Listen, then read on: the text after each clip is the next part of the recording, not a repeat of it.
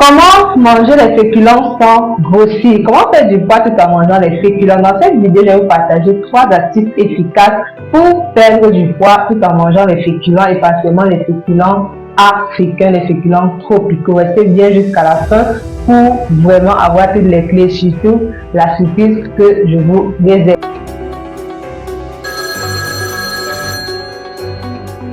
Alors, bienvenue dans cette émission Allô la diète.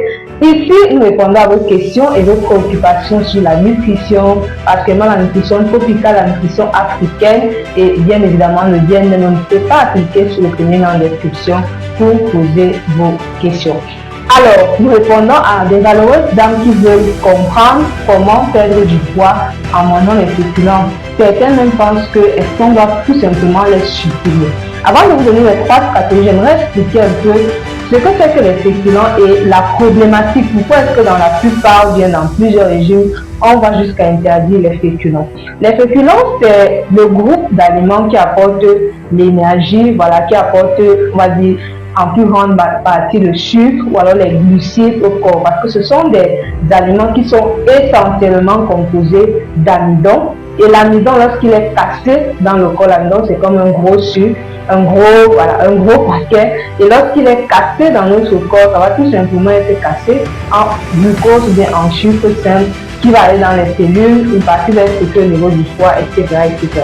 Donc les féculents, c'est le groupe d'aliments qui est constitué des céréales, comme le mil, comme le sorgho, comme le riz, et des tubercules comme la patate douce, le manioc, l'igname, etc., etc. Donc, c'est ça la classe des féculents. Alors, pourquoi est-ce qu'on va souvent avoir tendance à dire de les supprimer dans certains régimes, bien de les réduire, de dire qu'ils posent problème? Tout simplement parce que, dépendamment de comment vous les mangez et du type de féculents que vous mangez, ces féculents-là auront tendance à poser des problèmes. Le premier problème, c'est que ça va faire monter votre taux de sucre dans le sang de façon très importante parce que ce n'est généralement que de l'amidon, surtout pour les féculents, particulièrement les céréales raffinées comme le riz blanc, comme les pâtes, etc. Ça va avoir tendance à faire monter votre taux de sucre de manière assez importante et après vous faites vous sécrétez l'hormone qui permet de faire entrer le sucre mais aussi de fabriquer le gras. Bref, à terme, ça vous fait grossir.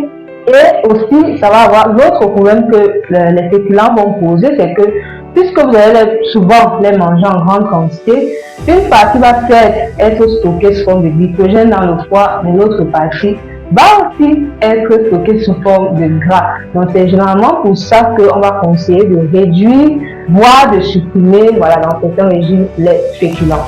Alors, comment est-ce que vous qui suivez cette chaîne, vous qui me suivez, vous pouvez néanmoins continuer de manger les féculents? Est-ce que c'est d'ailleurs intéressant de manger les féculents? Oui. Pourquoi? Parce que les féculents ont un rôle important, ça apporte quand même l'énergie, les glucides, mais aussi, ça permet aussi quand même une bonne satiété. L'une des choses qui va faire que vous restez quand même assez rassasié longtemps, ce sont les féculents. Mais il faut bien choisir ces féculents et il faut bien les mettre dans l'assiette. Et on va dans la première stratégie qui va être de choisir le bon type ou le meilleur type de féculents et les consommer régulièrement. Alors dans les féculents, on les place normalement ou actuellement en termes de l'indice glycémique. Parce qu'avant, oui, on parlait de sucre lent, sucre rapide, cette classification n'est plus valable. Aujourd'hui, on parle de l'indice glycémique. Et ce que je vous recommande lorsque vous voulez avoir une meilleure santé en général, et particulièrement perdre du poids ou gérer un diabète ou voilà, soigner une certaine maladie, vous devez choisir des féculents à indice glycémique ou à index glycémique bas ou modéré. Pourquoi? Parce que ces féculents-là vont avoir tendance à faire monter votre taux de sucre dans le sang, mais de manière lente. Et quand on ne fait pas ce pic-là, à terme, vous n'allez pas avoir ces résistances à l'insuline, vous n'allez pas avoir cet excédent de gras, etc. Et en plus, avec ces féculents-là, vous n'avez pas besoin de grosses quantités. Alors, c'est quoi ces féculents-là? Ça va être déjà tout ce qui est céréales sous leur version complète. Voilà, si c'est le mil, c'est le sorgho, les versions complètes. Si c'est par exemple le maïs qui est une céréale aussi, c'est voilà, la poudre de maïs qui est complète parce qu'on a vidé les nutriments. Si c'est par exemple le riz, que ce soit le riz de couleur ou encore du riz complet ou semi-complet, ou des pâtes. Voilà, quand vous les choisissez sur leur version complète, ils sont beaucoup plus intéressants parce qu'ils contiennent des fibres. Maintenant, choisissez aussi des tubercules comme la patate douce qui a un indice glycémique bas à modéré, qui sera aussi très intéressant, la banane plantain verte. Bref, choisissez vraiment des formes de féculents complexes, ce sont des céréales, et bien sûr, vapeur et entière, ce sont des tubercules. Et comme je vous l'ai dit, les plus intéressants en termes d'indice glycémique, on a la patate douce, on a la banane plantain vert, l'igname blanc aussi, un peu le manioc, l'indice glycémique est modéré. Donc voilà pour ce qui est de la première stratégie, choisir le bon type de féculent. La deuxième stratégie que je vais vous inviter à mettre en place va être de revoir la part des féculents dans votre assiette. Et j'insiste beaucoup parce que je sais que je parle aux Africains et que dans la culture, c'est les féculents qui dominent les repas. Et bien, il va falloir changer cette habitude et mettre les féculents dans le quart du repas, voire moins dépendamment de vos objectifs. Les féculents doivent avoir une moindre part. Vous mettez suffisamment de légumes, suffisamment de sauce, suffisamment de bouillon, assez de protéines, mais les féculents doivent rester le quart de l'assiette. Vous voulez savoir comment?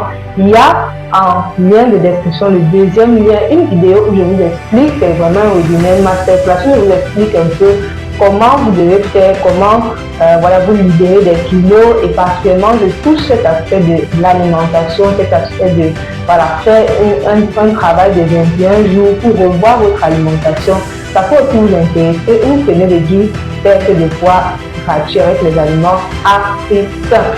Alors, la troisième stratégie qui est aussi très intéressante lorsqu'on parle des féculents, de comment les consommer, ça va être la cuisson, la méthode de cuisson de ces féculents.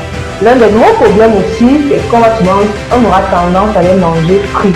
Or, quand vous faites la friture, quand vous les faites cuire, le problème c'est que leur indice glycémique augmente.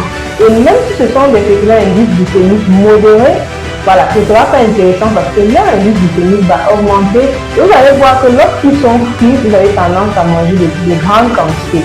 Pourquoi? Parce que leur structure se transforme, ils deviennent assez addictifs et donc vous avez besoin de plus grosses quantités que lorsqu'ils sont vapeur. Donc préférez les vapeurs, ce sera beaucoup plus intéressant, d'accord? Dites-moi en commentaire quelle est la stratégie que vous avez déjà commencé à appliquer ou bien que vous allez commencer à appliquer. Est-ce que vous avez d'autres questions sur les féculents? N'oubliez pas, il y a des bonus pour vous, des vidéos gratuites ou bien des ressources que nous avons disponibles pour vous en lien de description, en description de cette vidéo. D'ici là, on se retrouve très bientôt pour une autre émission. Allô, la diète.